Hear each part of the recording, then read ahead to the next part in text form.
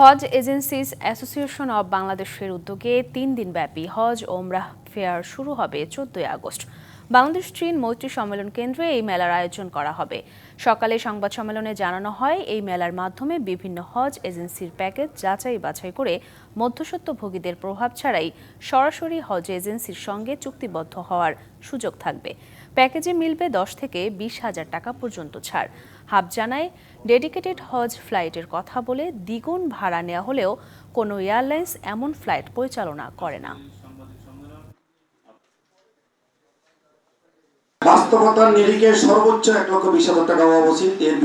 এর বাইরে হজের বিমান হওয়াটা উচিত নয়। পৃথিবীর অনেক দেশে এই নিয়ম আছে, তারা উন্মুক্ত টেন্ডারের মাধ্যমে হজের বিমান ভাড়া নির্ধারণ করে থাকেন। দুই দেশের জন্য ওনারা টেন্ডার করে যদি বিমান ভাড়াটা ফিক্সড করেন, সেক্ষেত্রে আমাদের বিশ্বাস ১,২০,০০০ টাকার নিচে হজ যাত্রী পরিবহন করার জন্য এয়ারলাইন্সগুলো এগিয়ে আসবেন।